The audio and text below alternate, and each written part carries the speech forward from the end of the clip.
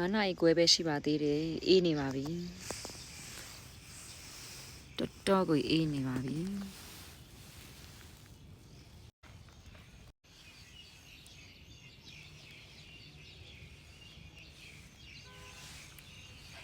ဟယ်လိုကလောဓမ္မစကြာကျောင်းကိုရောက်ရှိနေရပဲဖြစ်ပါတယ်ဒီမှာစောကမနေ့ပြန်မနေ့မှာအယုံစွန်းတက်မှာဖြစ်ပါတယ်အယုံစွန်းတက်ပြီဆိုရင်တော့မန္တလေးကိုပြန်မှာဖြစ်ပါတယ်ရှင်မန္တလေးမှာလည်းတင်တန်း2ရက်တာပေါ့နော်ကိုချင်းလေး session လေးရှိပါတယ်တကယ်တော့ဒီရက်ပိုင်းကအားတော့မအားဘူးပေါ့နော်ညီမလေးတယောက်နဲ့အန်တီက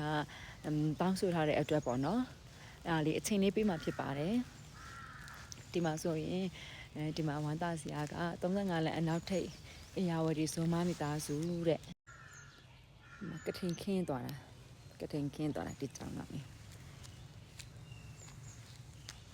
ဒါကလောနှီးဖျားသွားတဲ့နားလေးမှာပါနှီးဖျားသွားတဲ့လမ်းပေါ့နော်ဒါဆိုတော့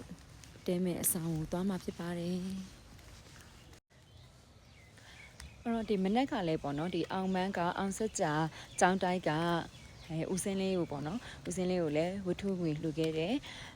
အဲ့ဦးစင်းလေးဆိုလို့ရှိရင်ဟိုးရင်ငငယ်ရပေါ့နော်အိမ်မှာဆုံးခံကြခဲ့တဲ့ကိုရင်လေးကနေအခုဦးစင်းဖြစ်သွားတာပေါ့နော်ဒီကျောင်းတိုင်းမှာဆိုလို့ရှိရင်လည်းဖုံဖုံဖျားကအရင်တော့ကမဆိုရင်ကျောင်းတိုင်းမှာပေါ့နော်စာလာတင်ရင်းနဲ့အိမ်မှာဆုံးခံကြွလာတာပေါ့နော်အခုဆိုရင်တော့ကျောင်းတိုင်းဖုံကြီးဖြစ်သွားပြီပေါ့နော်ပြန်လဲပြီးစုံတွေ့ရတာပေါ့နော်အခုဆိုရင်လည်းမမေပါလာတယ်ဒီမှာ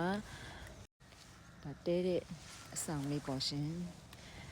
ကလောရဲ့ရာသီဥတုက